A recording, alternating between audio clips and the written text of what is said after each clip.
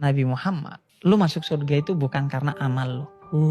Ini Bukan kontroversial utamanya nih. karena Ini amal lu. kontroversial nih. Oke. Bukan utamanya karena amal lu, tapi karena rahmat dari Tuhan. Karena kalau amal, sekarang gini, dalam Islam, sholat lu, itu ditukar dengan nikmat alis aja kelar itu. Transaksi lu dengan Tuhan itu kelar. Gue gak ngerti. Nikmat alis maksudnya apa? Kayak Alis atau nikmat gigi. Oke. Gue udah cabut gigi, dan ini mau pasang gigi lagi, 25 juta. Oke. Dan itu gak bisa seperti gigi gue yang awal kan, yang diciptakan oleh Tuhan. Jadi bayangin nikmat gigi aja nih. Gue begitu sakit gigi, semua makanan jadi gak enak. Jadi nikmat gigi aja kalau ditukar dengan dengan ibadah yang gue lakukan seumur hidup, kayaknya gak cukup ibadah yang gue lakukan seumur hidup untuk mengganti itu. Nah karena itu jangan perhitungan dengan Tuhan, kata Quran. Yang menyebabkan lu masuk surga itu bukan amal lu. Amal lu tuh gak bisa bayar surga. Logikanya gini deh, lu beramal berapa tahun? 60, 70? Mungkin seumur hidup lu mentok 100 atau 100 lebih dikit. Sedangkan surga itu khalidina fiha abada. Abadi lu di surga.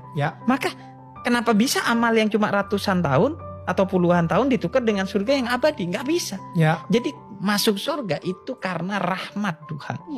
Dan rahmat Tuhan itu harus dengan amalan yang indah sampai bisa mengetuk pintu rahmatnya. Ketika satu sujud lu bikin Tuhan ngerasa, beneran nih, ini menghamba bener nih. Udah rahmat Tuhan diturunkan dan lu masuk surga. Tuhan itu tidak mau didikte. Tuhan itu maunya dirayu. Dalam doa kita dilarang untuk mendikte Tuhan. Dan memang rasional untuk kita tidak mendikte. Karena dalam Al-Quran itu, asa an takrahu syai'an wa huwa khairun lakum wa asa an tuhibbu syai'an wa huwa syarrun lakum. Apa yang menurut lo baik belum tentu yang terbaik. Tuhan yang tahu mana yang baik. Apa yang menurut lo buruk belum tentu itu buruk. Tuhan yang tahu mana yang buruk. Betul. Makanya kata Sayyidina Ali, ketika doa gua tidak diterima oleh Tuhan dan diganti dengan yang lain, justru di sanalah gua paling senang. Karena yang sedang dijalankan oleh Tuhan adalah maunya dia, bukan maunya gua. Dan maunya dia adalah yang terbaik untuk gua. Hanya saja kita gagap sering membaca situasi kan. Kita minta dibuat kuat, Tuhan kasih ujian agar kita kuat. Tapi kita bingung, kok ujian gua mintanya kuat. Seni merayu Tuhan itu adalah upaya untuk mendekati Tuhan dengan indah. Kebenaran itu harus baik dan harus indah. Kebenaran yang tidak disampaikan dengan baik bisa jadi dia ditolak bukan karena dia salah, tapi karena cara penyampaiannya tidak baik. Dan puncaknya disampaikan dengan indah. Puasa itu mengajarkan kepada kita bahwa yuk sesekali jangan ambil apa yang menjadi hak kita demi kebaikan yang jauh lebih besar untuk diri sendiri ataupun orang banyak. Makan dan minum itu hak kita. Tapi yuk sesekali, kata Tuhan, apa yang menjadi hakmu jangan kamu ambil untuk kebaikan dirimu dan orang lain yang lebih besar.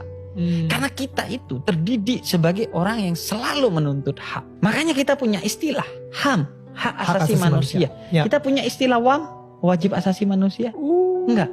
Di pikiran kita hanya hak untuk kita ambil. Kata Tuhan, yuk sesekali lepas apa yang menjadi hakmu agar hidup itu berjalan normal. Kalau ada orang yang mencuri hak, mari kita berikan hak kita sehingga kemudian normal tuh kehidupan. Ada yang tercuri, ada yang terberi, terus begitu. Jangan sampai ini bocor, ini gak ada yang ngalirin air. Karena dunia terlalu bangsat lah untuk kita berharap semua orang baik. Sehingga harus ada orang-orang baik yang merelakan haknya agar hak-hak yang tercuri. Karena dunia ini kalau semua orang baik, gak ada orang yang kelaparan. Dunia ini cukup untuk ngasih makan semua orang.